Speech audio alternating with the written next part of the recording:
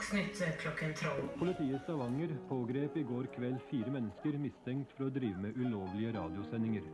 Sendingene, som pågikk i hele går, forstyrret blant annet instrumentene på skolen.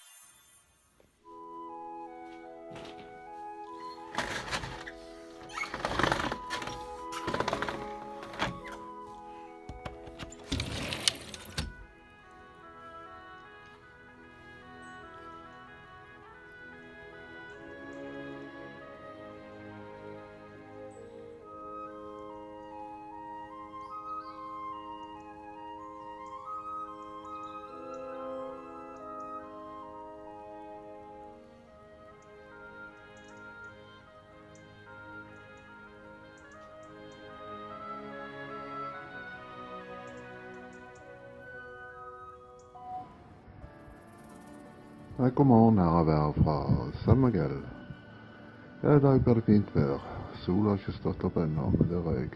Det er stjerneklarte greier, men det klarer ikke jeg å vise med dette kameraet her. I dag kommer det bare rundt 20 grader, full sol. Nattemperaturen ligger på rundt 12.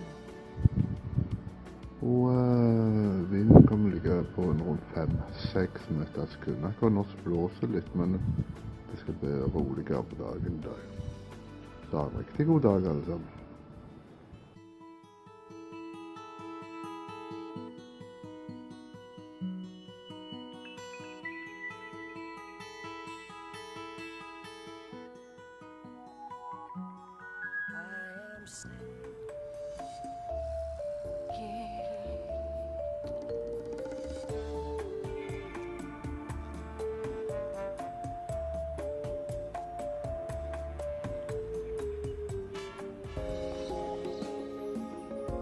The sky.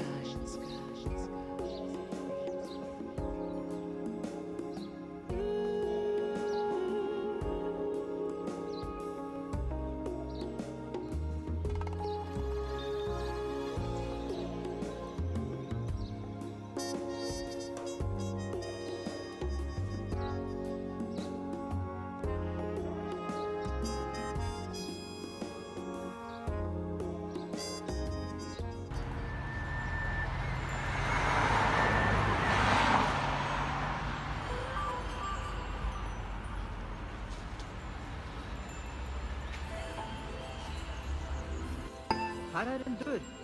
Vinduet. 1, 2, 3, 4. Så bakker vi på. Hva kommer nå? Kaffebloggen.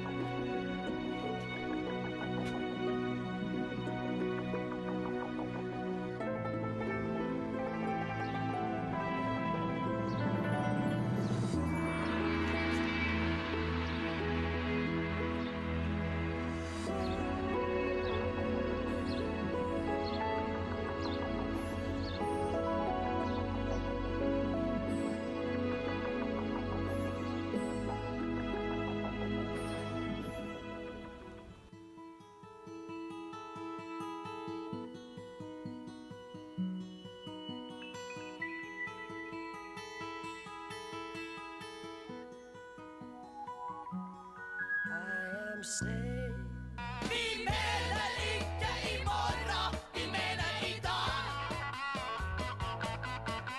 Vi mener ikke. Hallo. I dag tenkte jeg at vi skulle snakke litt om de gule vestene som holder på i Frankrike. De driver jo opptøyer nå på 3. uka mot myndighetene, og media prøver å få oss til å tro at de gjør dette her fordi at de har økt bensinprisen bitte litt. Det som er veldig interessant med dette er jo at både ytterste høyre og ytterste venstre har slått seg sammen for å slåss mot myndighetene. Og det sier at det kanskje kan være noe litt annerledes enn kun en liten endring i bensinprisene som skaper de opptøyene.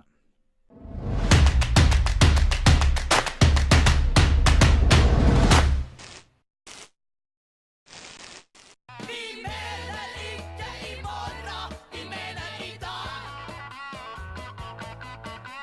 Vi mener ikke neste uke, vi mener i dag.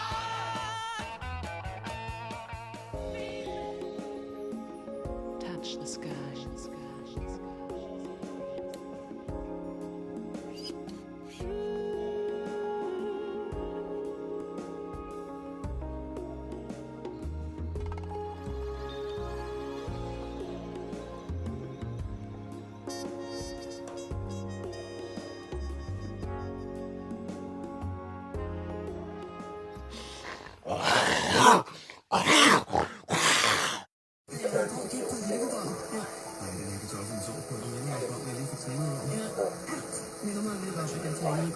God jul!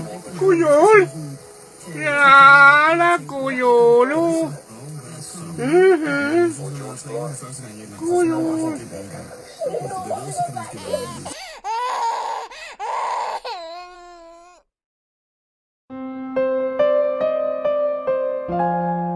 Good. Welcome to True Health Tuesdays. Today is going to be the most violent comments I've ever received on YouTube. Okay, because we're going to talk about strokes.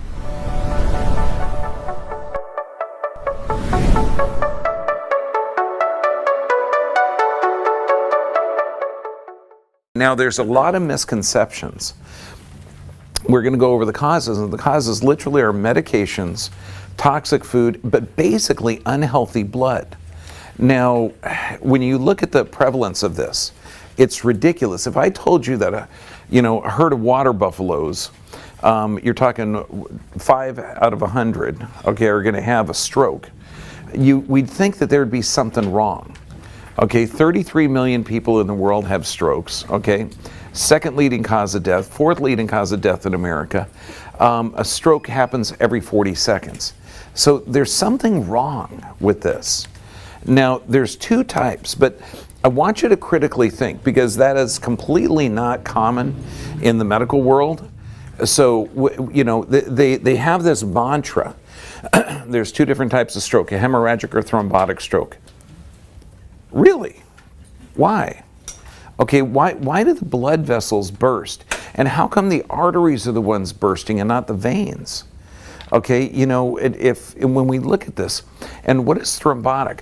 They have all these theories that if there's an arrhythmia, if there's an interruption in the heart rate, that the blood is all of a sudden going to stick together and clump together. Okay, that would be a pretty inefficient species. So what I want you to look at is, let's look at the structure of the things that are involved in here. So now arteries have 3 different layers, and the middle layer is a muscular layer. The biggest thing with an artery is that it can constrict and dilate. So if your blood pressure goes too low, your arteries can constrict, just like putting your thumb over a hose, to increase the pressure.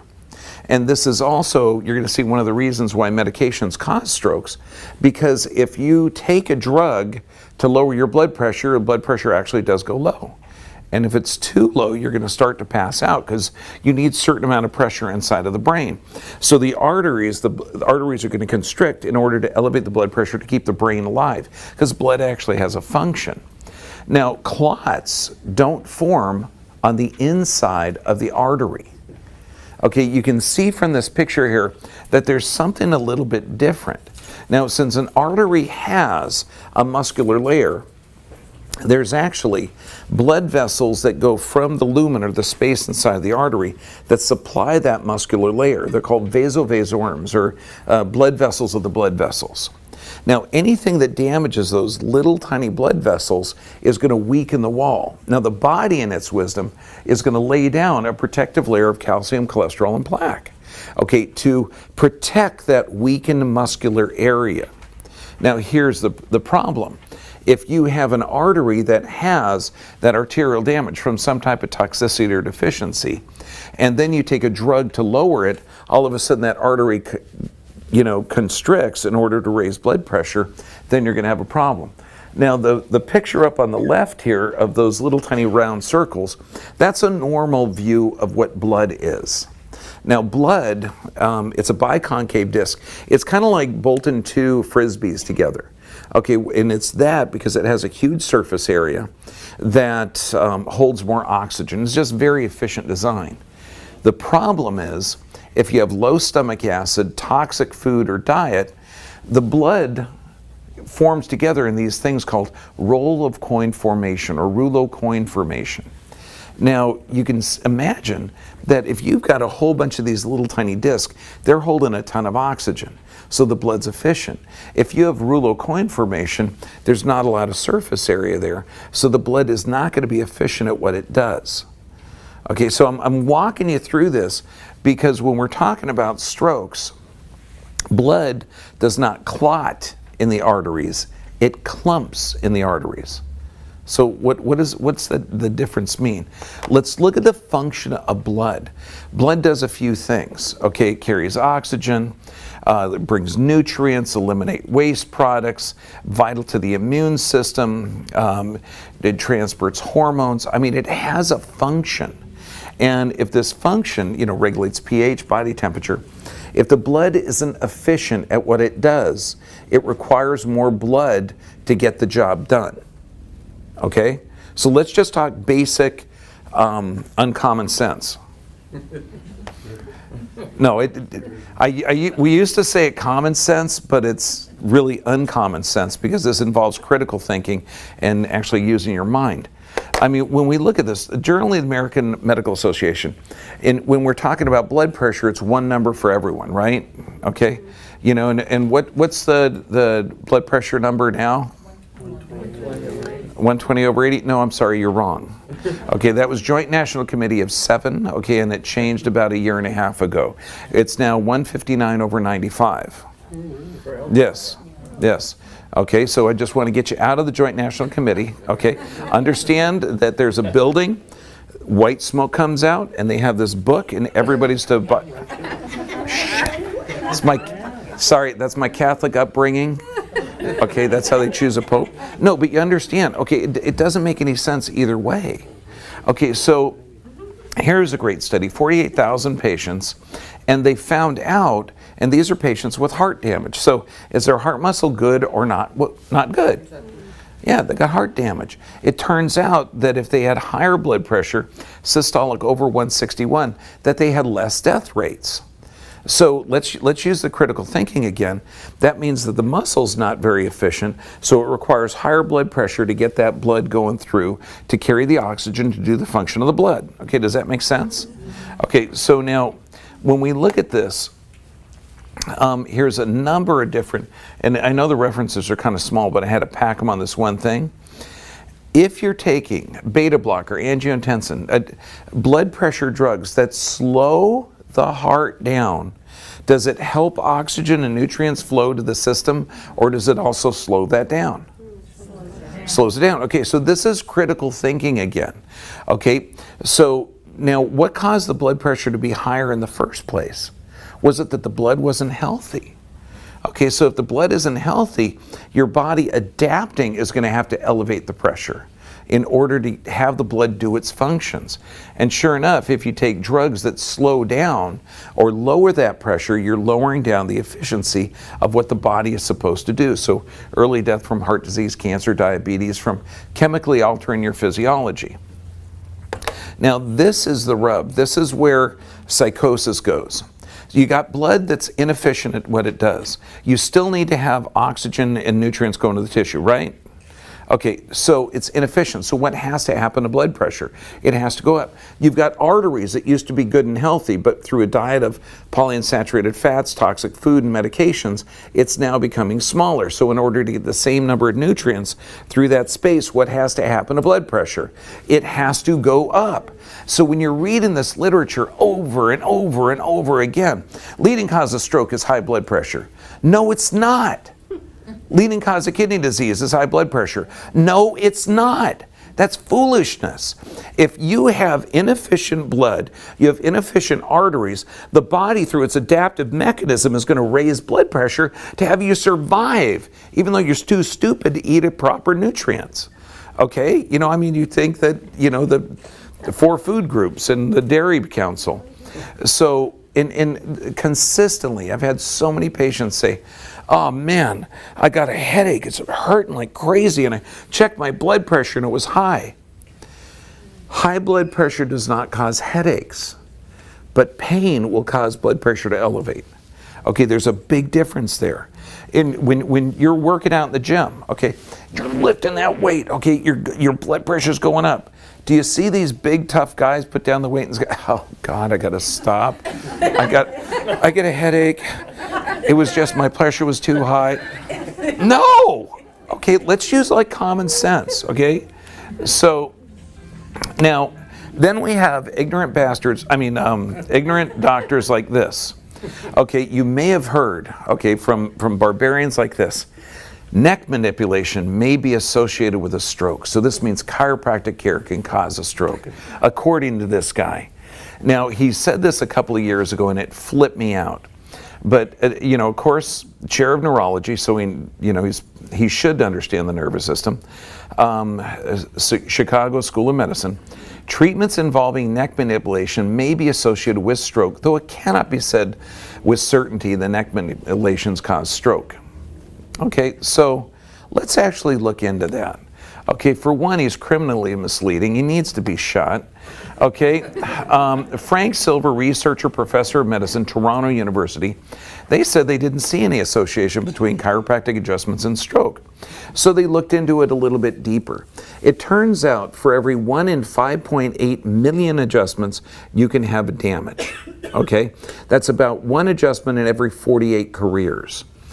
Now, if you take a non-steroidal anti-inflammatory like an ibuprofen, a Motrin, a Aleve, you have a 1,500 times greater rate of damage, okay, death. And you have a 1 in 600,000 or a 10 times greater rate of getting struck by lightning than hurt by a chiropractor, okay? And what they're talking about, and this is huge because it's a very small group, it's called vertebral artery dissection. It's these little arteries that run up the side, and they're saying, oh yeah, from turning the head you can burst it. Well, that's not actually true, okay? Because when we put this risk in perspective, they did studies on chiropractic patients, people that had their neck mobilized, healthy, and corrected, as opposed to people that didn't get it.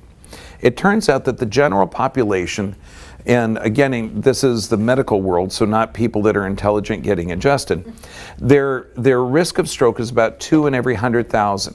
Okay, they just stroke out. They're walking along, you know, they're eating the standard American diet, talking to their doctor, following all the great advice, but they're sure as hell staying away from the chiropractor. Okay, they have a 2 in 100,000 per year dying of stroke. However, the people that go to a chiropractor, they have a 1 in 5.8 million chance. So the risk of stroke with chiropractic care is 0.0, and there's 60000000017. And a stroke without chiropractic care, it's 0.00002. So you have thousands of % increased risk of stroke if you don't get your neck adjusted. You have a 7 in 10,000 risk of dying from lumbar surgery. How many surgeries did chiropractors stop? Hey man, 20 years I've been doing this. We saw 224 people on the slow day of the week. That's today. Okay, I've referred 4 people for surgery in my career. Okay, how many thousands of surgeries have we stopped? God knows. A 2-month course of non-steroidal anti-inflammatories. Is this a common prescription? Yeah, 1 in 1,200 die. Okay, and death rate for acetaminophen is 1 death for every 2 million tablets. This is what drove me crazy. This guy comes in, now I'm looking at him. Okay, we were seeing a reverse curve in his neck. On the side view of the lumbar, we're looking at a calcified descending aorta. I mean, this means this man has got to have high blood pressure because the artery is starting to harden. It's so freaking hard I can see it on x-ray. And this guy has had blood pressure issues for over 10 years and and cholesterol pills. Now I know both the blood pressure and cholesterol pills are damaging his brain and damaging his body. And I said, buddy, luckily we can help you. Okay, you came in time. You know, within about 2 weeks, your blood pressure is going to be too low. We're going to be able to get you off of those drugs. We're going to get your nervous system restored. You'll be fine. I'm not going to let you touch me until I talk to my cardiologist. Okay, your cardiologist has got a lot of skills in reversing arthritis and correcting the autonomic nervous system. You know, it's like, my God. Okay, here's a study comparing medical procedures to chiropractic care. Okay, just to put the last nail in the coffin of this ignorance. Okay, 2 times greater risk of dying from a blood fusion than, and this is only at a 1 in 1 million chance of getting hurt by a chiropractor. 100 times greater risk of dying from general anesthesia. Up to 400 times greater risk of dying using nonsteroidals. 700 times greater than lumbar surgery, 10,000 times greater than gallbladder surgery, and 10,000 times greater than the standard mistakes in hospitals. Now, Enbrel, that funky, weird little vertebral artery dissection that's so rare, okay, it's very common if you take drugs. Okay, now Enbrel is used for autoimmune diseases, rheumatoid arthritis, things like that. They have about 3 deaths for every 174,000 people. Now, of course, the people that are taking this drug are also taking blood pressure drugs, steroid drugs, high blood pressure drugs, drugs for constipation, drugs for insomnia. Okay, so it's probably not just that. Humira. I love the commercials, by the way. They're really cool. But these have 4 for every 135,000 people. So this is like a tremendous amount. This is very, very dangerous stuff. So, and then finally, and I love this one because they have an older population. Okay, I just adjusted one of my patients. He's a military pilot. Yeah, he was flying in World War II. He's 99 years old. Okay, so they want to check, and I love this. Summary background data. The risk of physical injury due to spinal manipulation has not been rigorously evaluated for older adults, a population particularly vulnerable to traumatic injury. Okay, now when I'm adjusting anyone, whether it's an infant, senior, sports guy, I use this finger. That's not the scary one. This is the scary one. Okay, use this finger and about 2 to 4 pounds of pressure. That is not traumatic. Okay, it's very, very easy. And so what they did is they took this group of older Americans. Some of them went to a chiropractor to be evaluated, just to be evaluated, and some of them went to the standard medical doctor to be evaluated. And what's interesting, to evaluate for risk of injury, head, neck, and trunk. And they also evaluated for adjusting risk of injury within 7 days. Well, it turns out that 382% increase in risk if you went to the medical doctor. Okay, now I'm going, wait a second. So 40 injuries for every 100,000 people. I don't know how the chiropractors were evaluating them. But primary care, 153 incidents. So almost 400% greater. Okay, I mean, you're a medical doctor. I have no idea what these guys are doing to evaluate. Hi, let me see how your head moves. Jesus. You know, if you're only going to prescribe drugs, just stay the heck away from touching people. Okay, last one. 2010 task force on neck pain disorders. Researchers found patients no more likely to suffer a stroke following a visit to a chiropractor than they would stepping into their doctor's office. Malpractice insurance for a chiropractor. We're one of the busiest offices in the world. I pay about $1,600, $1,700 a year. A buddy of mine who's an osteopath and he does prescribe drugs, he's about $45,000 a year. I mean, you know, it's nuts. So these are the causes of strokes right here. High blood pressure, drugs, not the adaptation of high blood pressure. Cholesterol drugs, proton pump inhibitors, aspirin, toxic food, processed foods, polyunsaturated fats, and dehydration. So when we look at it, and this is what's interesting, because remember the mantra, okay, when you get these guys saying, oh, high blood pressure is the leading cause of strokes, it's not. Okay, and in fact, this one study, it was published in Blood Pressure Medications Can Lead to an Increased Risk of Stroke. Wait a second. High blood pressure is supposed to be the cause of stroke. But now this article says the medications they give you for high blood pressure cause a stroke. Scientists found that the risk of stroke went up by 1/3 for each blood pressure medication taken. People who needed 3 or more medications were 248% higher risk of those who had normal systolic blood pressure. You're in as much trouble by the time you're on 3 medications that achieve excellent control as you are when you have high blood pressure that is untreated, which is amazing. It's amazing to him because he has no critical thinking. Let's look at this. If you take a chemical to lower your blood pressure, that lowers your blood pressure, right? Okay, what does your body do to the blood vessels to adapt to that toxic influence? It constricts them. Okay, this is no mystery. You're taking a drug that's going to cause arterial constriction, and you've got crappy blood and crappy arteries. Okay, that was the first sign of the high blood pressure in the first place. Your body's only going to raise blood pressure if there's a toxic deficient environment. Does that make sense? It's like, duh. We want to raise the issue that despite great advances in pharmaceutical approach, relying solely on this approach is going to come at a dear price of people's lives.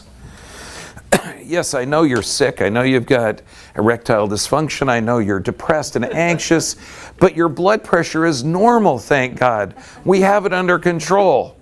And then you go up to the doctor and you say, Doc, I just read this study that said the 3 blood pressure medications I'm taking increase my risk of stroke. You know what the doctor's going to say? Yeah, but your blood pressure is fine right now. We got you covered. Okay. Now, we've got a couple of patients who are nurses in stroke wards. Now, again, let's just talk on common sense here, okay? I really like that term, you know, when we were kids, it was common sense, okay? Okay, if you have lack of oxygen to the brain and the brain is dying, would it make sense to increase the oxygen to the brain? That's what they do. After someone has had a stroke, they artificially raise the blood pressure. And I thought, my God, that's brilliant. That makes a lot of sense. So here's a couple of journal articles. One published in the Study of Stroke, the other published in the Journal of Neurology.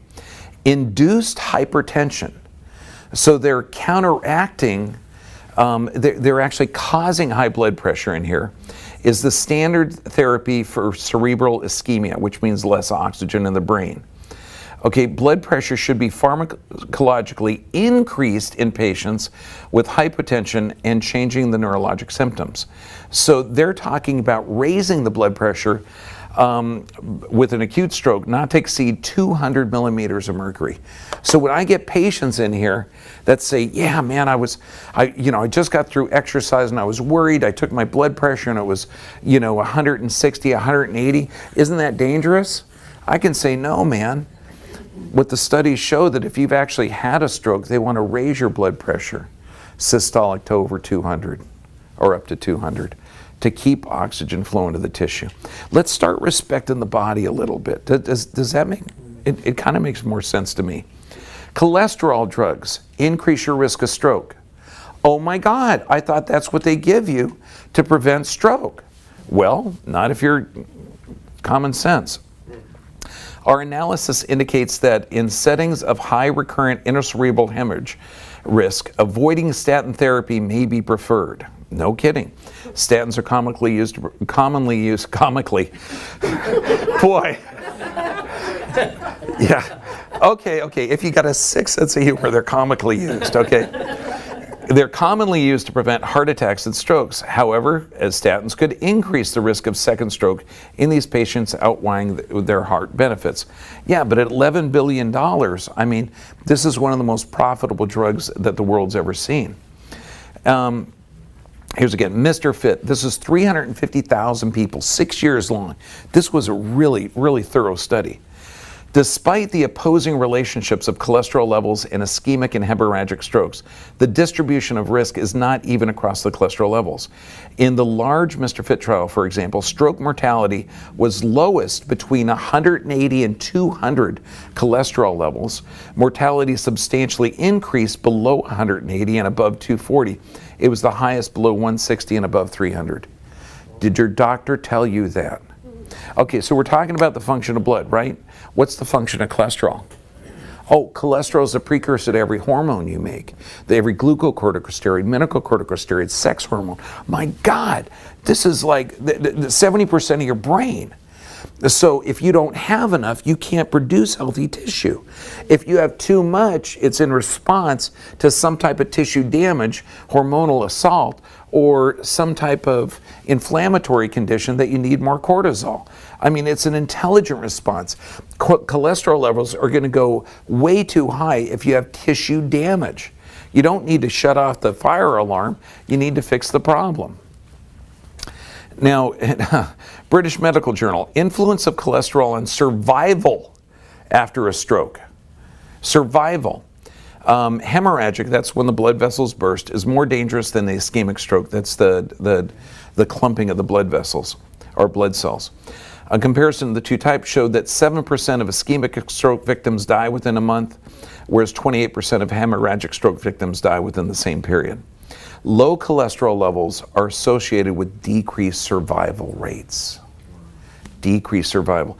A Scottish study found 40-point decrease in serum cholesterol was associated with a 9% increased risk of mortality for all types of stroke. Wait a second, what's the function of cholesterol again? Oh, it produces every glucocorticosteroid, mineralocorticosteroid, sex hormone, vital for tissue repair and vital for inflammation. My God, maybe cholesterol is good for us. Proton pump inhibitors. Remember those red blood cells that stick together in that rouleau coin formation? If you have low stomach acid, they get sticky, and they because you can't produce the amino acids or get the amino acids from the proteins. So the blood cells get sticky. Now this we've known for, decades. Proton pump medications can increase your risk of stroke. This was a Danish study, 245,000 people, 6 years of following it. Nexium, Prevacid, Prilosec, Protonix. All these drugs increase people's stroke by 21%. Not even that. Okay, these drugs do a heck of a lot more than that. If you're lowering the stomach acid, you're causing your body to not break down nutrients. How about irregular heartbeats because you can't get magnesium? How about muscle spasm, convulsions, cognitive decline? And this is from lowering stomach acid. And when we talk about indigestion is not from too much stomach acid. So it's prescribed because of ignorance and arrogance. I mean, yes, I'm smarter than your body. You need this little purple pill for 24 hours of relief. Really?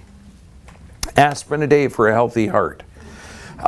Most definitive study ever, except this is only checking aspirin. They're not checking that other blood thinner that you have there. Could you hold that up, that blood thinner you have there? Yes, it's a mixture of two gases, hydrogen and oxygen. They form this liquid called, what was that? Water. Yes, that's a good blood thinner. Honest to God. They're comparing an aspirin, one of the leading causes of kidney disease, okay, to nothing. Okay, and they found out that if 100,000 people take an aspirin a day, 33 to 46 fewer deaths from heart attacks. However, 68 to 117 people will die from gastrointestinal bleeding, and about 10 people will stroke out. And we're not even looking at the kidney disease here. Okay. clear that there is an incredibly fine balance between possible benefits and risk of the intervention. We need to be extremely careful about over-promoting aspirin intervention without having first fully understood these negative side effects. How about water? Yeah! Oh, don't talk herbs. Crazy. Okay, American Heart Association salt guidelines, and you hear this over and over and over again. Salt's bad, salt's bad, salt's bad. No, it's not. Okay, in fact, they recommend 1.5 grams per day. It turns out that if you have 4 times that amount, you have less heart attacks, less heart issues. And I love this. Dr. Topol from Medscape, I mean, some writers are good. This guy is good. The American Heart Association, however, isn't backing off from its sodium guidelines. But I think there's a big lesson about guidelines without adequate evidence. Could we insert just what we talked about? The blood pressure drugs, the cholesterol drugs, okay, the crazy stuff? Okay. Big lesson about guidelines without adequate evidence. They can do harm. Hopefully this lesson will prove to be impactful, because it certainly has not been the case, as in, what's he saying? Cholesterol, blood pressure, PSA, mammograms, and a long list of poorly conceived non-anchor guidelines. See, there are doctors out there that get the big picture. Good God, they're not popular, but you know, they're out there. Okay? I mean, salt, when you look at this, you see this mantra, salt is bad, salt is bad, salt is bad. And it's not true. Okay? Journal of Hypertension, 6,250 subjects found no strong evidence that cutting salt intake reduced the risk of heart attack, stroke, or death in people with normal or high blood pressure. There are people dying of hyponatremia in those senior centers over here because they're talking about low salt. Salt, you need it to get fluid into the cells. Healthy salt, not the white table salt at Denny's. Okay, I'm talking like Celtic sea salt, Himalayan salt, salt with a mineral. It's absolutely vital. Oh, another European study was published in the Journal of the American Medical Association on the greater risk of dying from heart disease was people that had less salt. Remember this, okay? Now, we talk about healthy blood cells. The red ones, the ones that can hold oxygen. So if your blood is efficient, your blood pressure doesn't have to be that high. If you have blood on the right, okay, where it has those rouleau coin formations. So what causes them to get sticky? Well, we know low stomach acid, okay, and we know, so that's poor digestion, but also polyunsaturated fats. Now, and that's vegetable oils. And this is something, unless you're educated, and you go out and get the healthy granola bar that has the cottonseed oil in it, okay? I mean, this is sick and disgusting and toxic food. Polyunsaturated fats to this level is crazy. Healthy omegas are to have a 1-to-1 or 3-to-1 ratio of omega 6-to-3 ratio. Safflower oil, 77-to-1. Okay, corn oil, 60-to-1. I mean, it's insane. Then you look at the journals, okay? And I love this because I get comments, oh, you're just talking. No, I'm actually able to read a journal, okay? Increased polyunsaturated fats, doubled the stroke mortality. Doubled the stroke mortality. Okay, the European Journal of Clinical Nutrition. Polyunsaturated fats are vulnerable to oxidation within the body and incorporate in the lipoproteins, would make those lipoproteins more likely to oxidize. But next week we're going to talk about oxidation, so that one will make sense after next week's lecture. But just understand, remember, you got these polyunsaturated fats, you've got this toxic nutrients. This is one of the items that's actually damaging the arteries. So if you're having arterial damage, the body is going to protect that with cholesterol, calcium, and fibrin. Okay, it's a protective mechanism. So if cholesterol is going up, it means your diet's toxic, or you're inflamed, or there's some problem. It's not, my God, let's remove the fire alarm because it's too loud. Okay? Fatty fish, phenomenally good for you. Omega-3s, I mean, the puzzle of dietary fat intake and risk of ischemic stroke. Okay, when you look at it, There's evidence that fatty fish is protective against a stroke. My God, we use it for the autistic kids. We use it for people with dementia, with Alzheimer's. It's one of the greatest fats around for brain function. Carbohydrate intake. A prospective study of cerebral artery atherosclerosis in stroke, 1988. So, and we're not talking carbohydrates from like lettuce.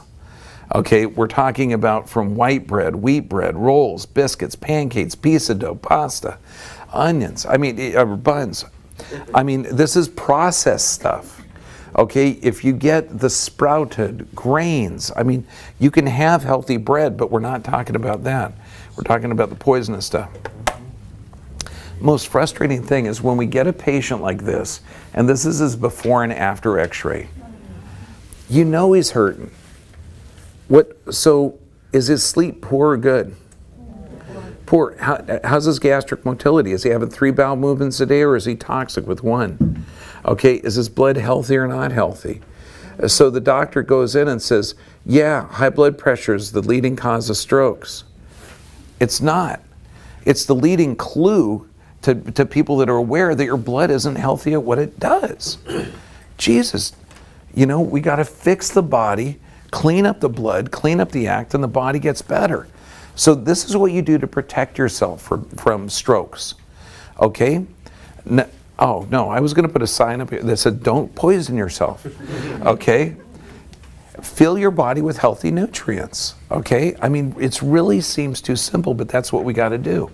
Annals of Internal Medicine, 125,000 healthcare workers. 1 serving of vegetables and fruits a day cut their risk of heart disease. I mean, and this is like basic good stuff. Flavonoids, and that we're talking in preventing cholesterol from sticking to artery walls. Well, for one, that's the American Journal of Epidemiology. Cholesterol does not stick to the artery walls. Okay, so they're off on that. But lowering cholesterol, it's because the cholesterol has a function.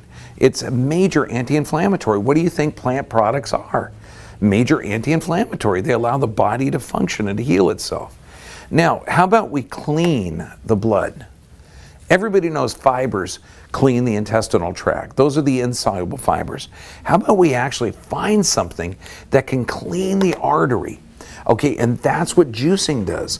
See, when you get a juice extractor, it literally breaks down these fibers, puts these insoluble fibers that you can't digest over here, and gives you a glass of soluble fibers that'll clean the arteries. Oh my God, so if you've got years of damage, this is what you want. This is actually my old house. This is back when me and my 2 boys were together. That's literally our production line. Okay, because I mean, I'm doing a jar of juice a day. My son's doing a jar of juice a day. He's doing a jar of juice a day. And so, they last for 4 days if you're having a slow speed masticating juicer. Yeah, go big or go home. And think of it, when you're eating a carrot, you can't really chew it up a whole bunch. And a lot of people will say, well, what about blending? Blending's cool, it'll break it down. But when you got a blender, and you're putting a couple of apples and a carrots in there and some celery, and you grind it all up, you're getting the benefit of like 4 or 5 pieces of fruit. If you're getting a 32-ounce jar of juice, you're having like 10 carrots, 5 apples, okay, some celery. You're getting those soluble fibers from 3 to 4 pounds of vegetables in that 2-pound jar of juice. Again, juicing, it's a way to get the nutrients in there. It can literally clean the arteries. I mean, these are angiograms, which are completely inaccurate, but you can see pre and post angiograms where it shows it clear. I wouldn't recommend anyone getting an angiogram just for shits and giggles. It doesn't work. But again, prevent heart disease and cancer, flavonoids, broccoli, tea, apples, American Journal of Epidemiology. It just makes sense, to clean the blood, have healthy blood, and the body adapts. Vitamin D exposure, vital for your health and immune system, and you need the fermented foods. Again, this is to help the gut bacteria, it's to help the immune system. Natural sources of vitamin K. I mean, this is just, I'm putting weird stuff up there like leafy vegetables, onions, Brussels sprouts, cabbage. I actually have people in here that say, good God, how can you, yeah, how do you eat that? And I actually have that on some of the sheets. So when we talk about preventing stroke, you obviously got to get your nervous system checked, okay? And that's by a corrective chiropractor. Regular exercise, this actually helps with blood flow, helps with oxygen, helps with generating a healthy body. Proper nutrition, if man makes it, you don't eat it.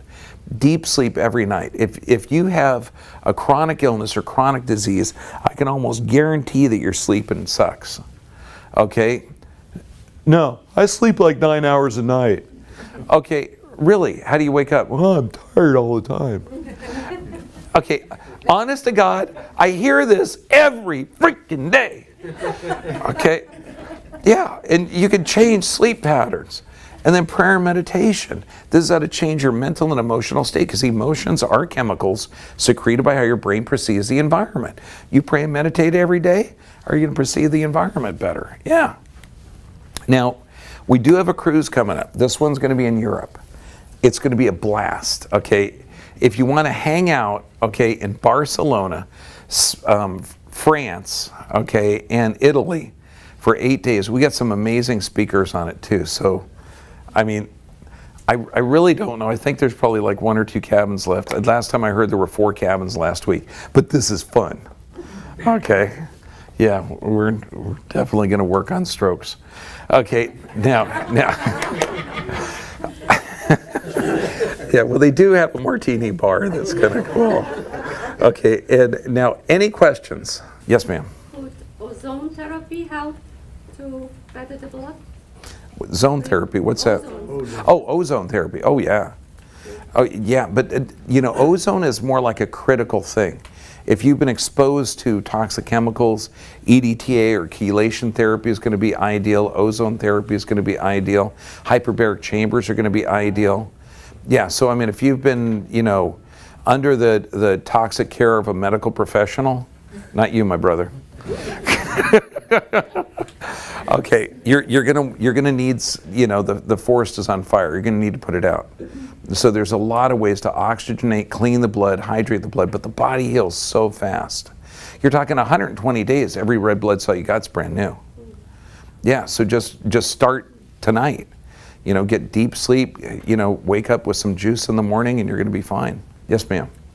With the beta blockers, if somebody's on that and they want to get off, you always hear the doctors say, don't just get off of one of those. You have to slowly do it, or don't do it ever, or you're going to stroke out. So if somebody's on a drug like that, what do they do?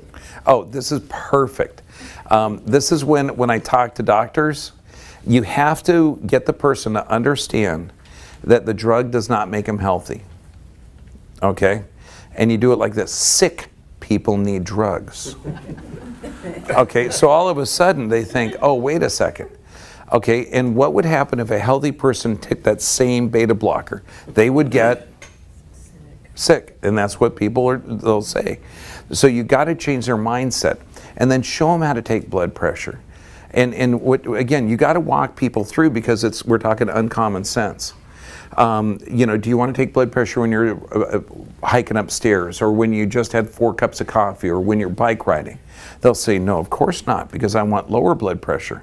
Okay, then you got to be in the same metabolic state, okay, in order to get an accurate reading. So you have to deep breathe for 10 to 15 minutes, diaphragmatically with your arm level with your heart. Then you check it. Then you call up the doctor that gave you the drugs, and you say, I've done some lifestyle changes.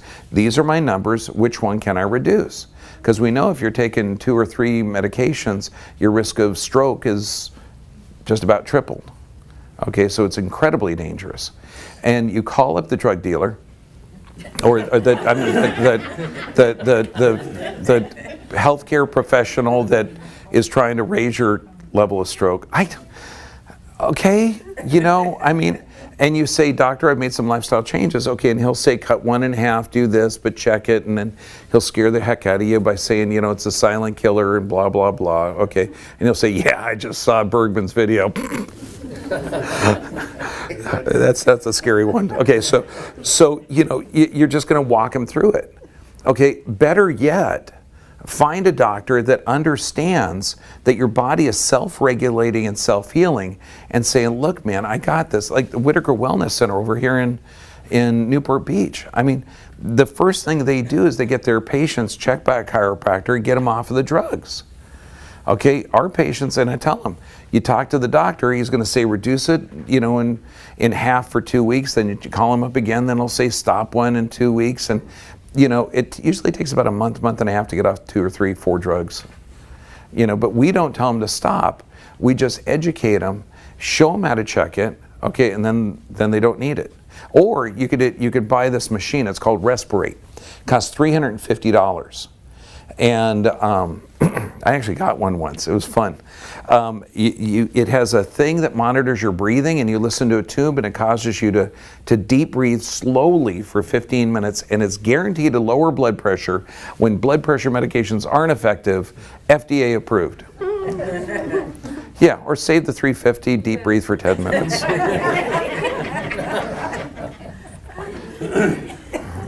Yes, sir. Yeah, I've had a couple friends who have had strokes, and they get the left side or right side paralyzed. Mm-hmm. Is there any hope for them? Oh, absolutely.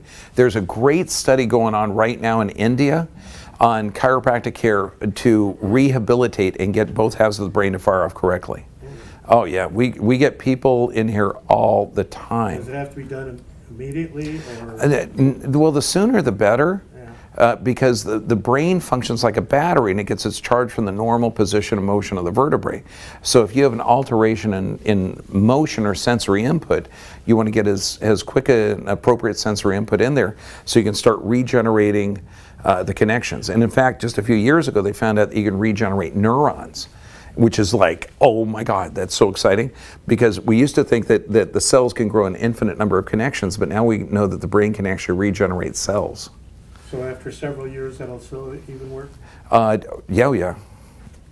We've had tons of people, and they're always this one gal, brain damage because she was parents' nightmare. 5-year-old kid at the bottom of the swimming pool. Okay, and now she just took 20 steps walking, and before she couldn't even move. Yeah, totally catatonic, and it's all just. I mean, first day I saw her, I started to unbolt stuff on her wheelchair because they had her locked in like this. You know, oh, that's going to get good proprioception. I got a Makita screwdriver, man. I know how to take one of those friggin' things apart.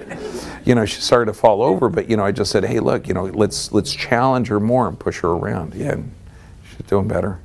Yes, ma'am. You said toxic blood, so varicose veins, when you... Ooh. Kind of, but it's the varicose veins in the legs, particularly, are not generally from toxic blood, although it means the body's not healthy. It means that the deep veins are not working correctly. And that could be a mechanical distortion of the foot or the calf or the low back or the pelvis.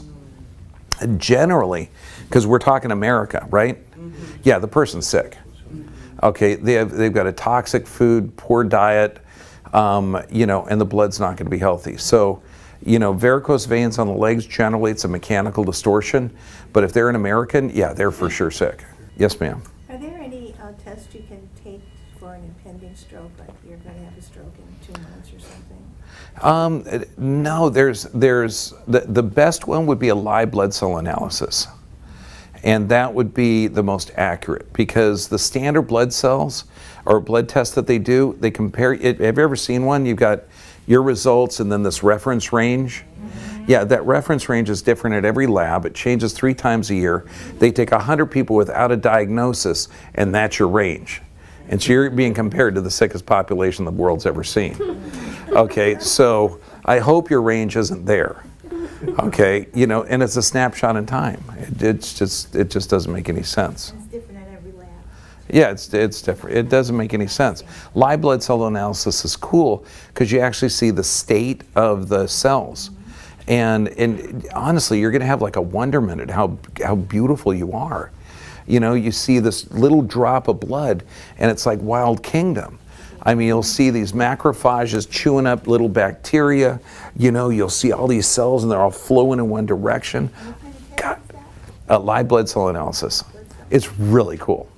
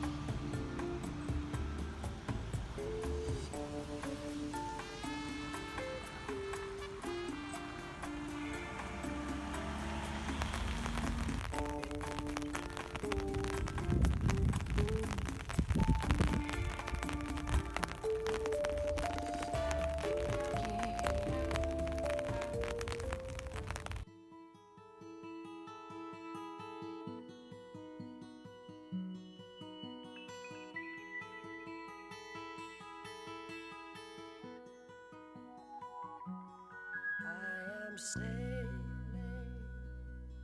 I am sailing. Touch the skies. Ja, her I Merida tåka I ferd med å lette. Det I ferd med å bli en fine dag. Omsider. Ja, utstillingen på galleri har falt I smak. Dere ser den vekke.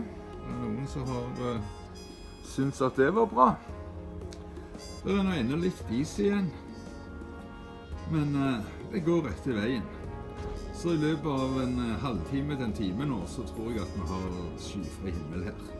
Ha en riktig god torsdag.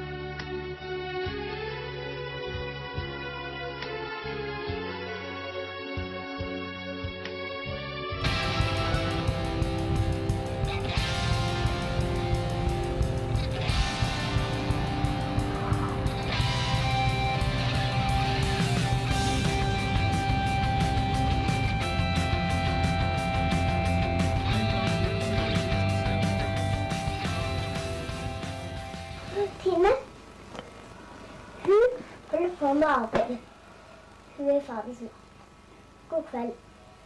Takk for nå. Moscow in flames, missiles headed toward New York. Film at 11.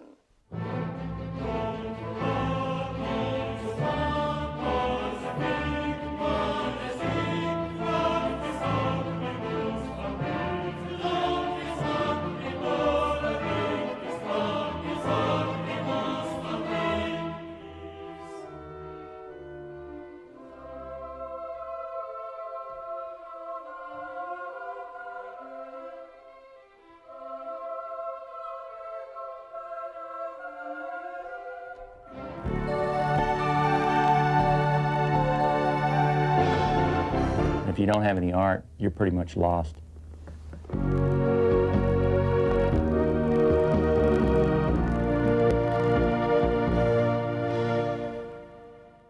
Imagine there's no heaven, nothing to kill or die for,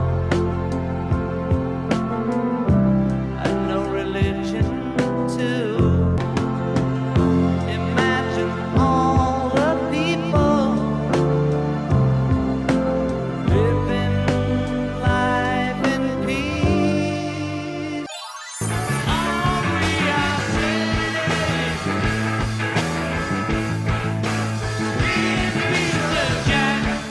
I'm not wearing any pants. Film at 11. I want to thank everyone for the work they've done on this important file. We are all united in our shared mission to protect artists and cultural diversity in Europe. And I speak as rapporteur in the IMCO committee, which is the only committee to share joint competency on one of the most controversial articles, Article 13. In our committee, we're able to reach a broad compromise that makes meaningful progress on the value gap, while at the same time safeguarding the rights of European internet users, SMEs and startups. I deeply regret that the IMCO position has not been taken into account and the jury text does not achieve the needed balance. There are real concerns about the effect of Article 13 on freedom of expression, raised by experts ranging from the UN Special Rapporteur David Kay to the inventor of the World Wide Web, Sir Tim Berners-Lee. And there are real concerns voiced by our citizens. Just yesterday, I received a petition signed by almost 1 million people against the jury committee mandate. And although colleagues, I would appreciate your patience. Mrs. Staller has the right to speak in opposition for 2 minutes. Mrs. Staller, please continue. There is consensus about the goals behind this law, huge controversy still exists about the methods proposed. Something's not right here. We owe it to the experts, stakeholders and citizens to give this directive the full debate necessary to achieve broad support. Dear colleagues, I ask you to refuse to fast-track this law, to allow for a broad, fact-based debate in September. Please reject the mandate and vote against the jury proposal. Thank you, colleagues. La la la la.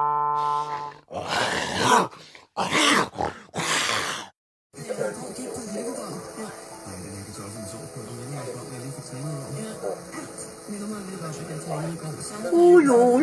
God jul! Ja, da, god jul! God jul!